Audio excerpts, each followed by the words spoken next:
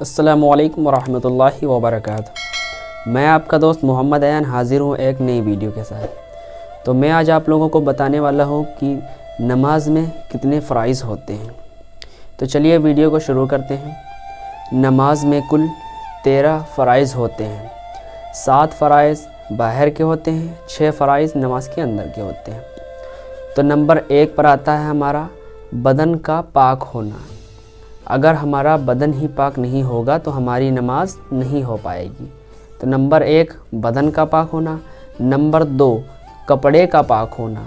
اگر ہم پاک ہیں اور ہمارا کپڑا ناپاک ہے تب بھی ہماری نماز نہیں ہوگی۔ نمبر 3 ستر کا چھپنا۔ نمبر 4 جگہ کا پاک ہونا۔ نمبر 5 قبلے کی طرف منہ ہونا۔ یعنی نماز ہم پڑھ رہے ہیں اور ہم کو قبلے کا رخ بھی نہیں پتہ ہے کہ قبلہ ہمارا کس طرف ہے۔ جیسے کہیں آپ باہر گئے یا کہیں گئے تو آپ کو قبلے کا رخ نہیں پتہ ہے، تو آپ کو قبلے کا رخ معلوم کر کے آپ مسجد میں ہے تو مسجد میں تو بالکل آپ کو سیدھا ہی قبلہ ملے گا، لیکن باہر آپ کہیں گئے ہیں تو آپ کو قبلہ پہلے صحیح طریقے سے جدھر قبلہ ہے آپ ادھر ہی نماز پڑھیے۔ نمبر 6 نماز کا وقت ہونا۔ اگر نماز کا وقت نہیں ہے اور آپ نماز پڑھ رہے ہیں تو تب بھی آپ کی نماز نہیں ہو پائے گی۔ نماز کا وقت ہونا۔ نمبر 7 نماز کی نیت کرنا۔ اگر آپ نے نماز پڑھ لی اور آپ نے نماز کی نیت ہی نہیں کی تب بھی آپ کی نماز نہیں ہوگی۔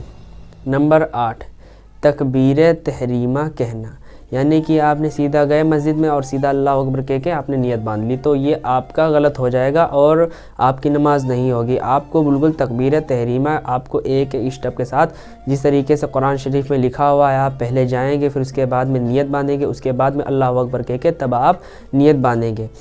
نمبر 9 قیام یعنی کھڑے رہنا، یعنی کہ آپ اگر سنت پڑھ رہے ہیں تب بھی آپ کھڑے ہو کر نماز پڑھیں گے، فرض پڑھ رہے ہیں تب بھی آپ کھڑے ہو کر نماز پڑھیں گے۔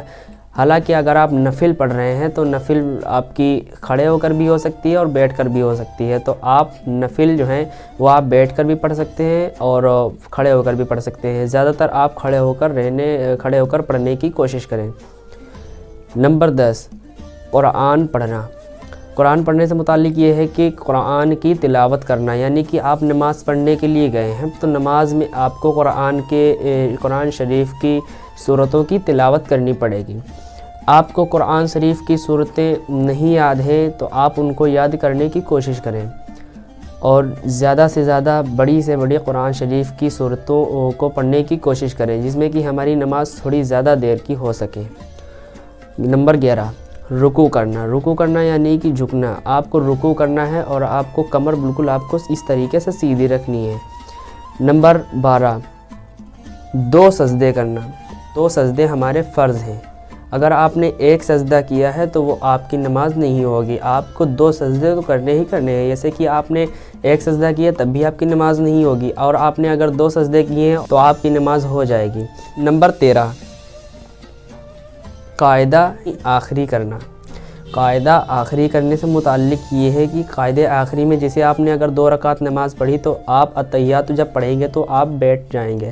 آپ نے 4 رکعت نماز پڑھی تب بھی آپ اتحیاتوں کے ٹائم پہ آپ بیٹھ جائیں گے۔ آپ نے 3 رکعت جیسے مغرب کی نماز پڑھی تب بھی آپ اتحیاتوں کے ٹائم پر بیٹھ جائیں گے۔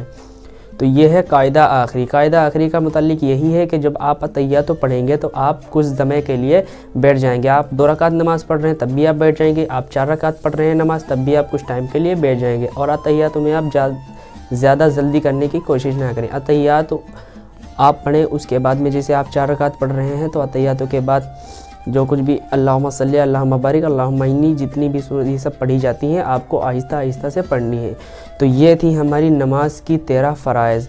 فرائض کا مطلب یہی ہوتا ہے کہ آپ اگر فرائض یعنی کہ یہ اللہ تبارک و تعالیٰ کی طرف سے یہ فرض ہیں ہم لوگوں پر، اگر ہم ان چیزوں کو نہیں کرتے ہیں تو ہماری نماز نہیں ہو پائے گی۔ اور سنت وہ ہوتی ہیں کہ جو آپ صلی اللہ علیہ وسلم کرتے تھے وہ ہماری سنت تھی۔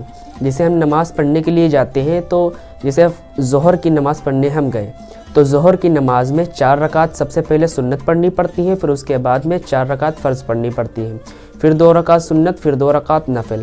تو 4 رکعت سب سے پہلے جو سنت پڑھنی پڑتی ہیں وہ تو ہماری سنت ہے، پھر آپ کو 4 رکعت فرض پڑھنی پڑتی ہیں۔ 4 رکعت فرض آپ اگر نہیں پڑھیں گے تو اس کا آپ کو حساب و کتاب دینا پڑے گا۔ سنت بھلے ہی آپ کی معاف ہو جائیں گی لیکن آپ کو فرض نماز کا حساب و کتاب دینا پڑے گا۔ اس کے بعد میں پھر سے آپ کو 2 رکعت نماز پڑھنی پڑے گی اور لاسٹ میں آپ کو 2 رکعت نماز نفل پڑھنی پڑے گی ظہر میں۔ ظہر میں بتا رہا ہوں، جیسے ظہر میں 12 رکعتیں ہوتی ہیں، 4 رکعت سنت، 4 رکعت فرض، 2 رکعت سنت، 2 رکعت نفل۔ تو نفل جو ہماری 2 رکعت ہوتی ہے اس کو اگر آپ چھوڑ دیں گے تو وہ نفل جو ہوتی ہے، نفل آپ کی ہوتی ہے آپ کے خود کے نفع کے لیے، یعنی کہ آپ جو نفل نمازیں پڑھ رہے ہیں، نماز کے آخر میں جو نفل نمازیں ہماری ہوتی ہیں، آپ نفل نمازوں کو پڑھ رہے ہیں، وہ آپ کی نفع کے لیے ہیں۔ آپ کی یہ نمازیں آخرت والے دن حساب و کتاب کے کام آئیں گی۔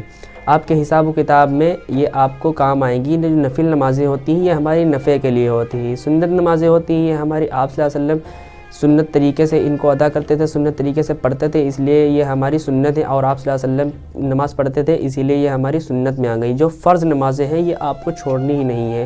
تو یہی تھی کچھ ہماری نماز کی فرائض۔ جو ہماری نماز میں 13 فرائض ہیں، آپ کو ان میں سے کوئی بھی فرائض چھوڑنی نہیں ہے۔ جتنے بھی میں نے فرائض بتائی ہیں 13 فرائض، آپ ان سب کو کر کے تب آپ نماز پڑھنے جائیں۔ تو امید کرتا ہوں کہ اس ویڈیو میں آپ کو کچھ نہ کچھ سیکھنے کو ملا ہوگا، اور ہماری ویڈیو اگر آپ کو اچھی لگی ہو تو ہماری ویڈیو کو پلیز لائک کریں، اور آپ کو کسی بھی چیز سے متعلق سوال پوچھنا ہو تو ہمیں کمنٹ کریں، اور اگر آپ ہمارے چینل پر نئے ہوں تو ہمارے چینل کو سبسکرائب کر دیں، بیل آئیکن دبا دیں تاکہ ہماری نئی ویڈیو آپ کے پاس جلد سے جلد پہنچ سکے۔ السلام علیکم ورحمۃ اللہ وبرکاتہ۔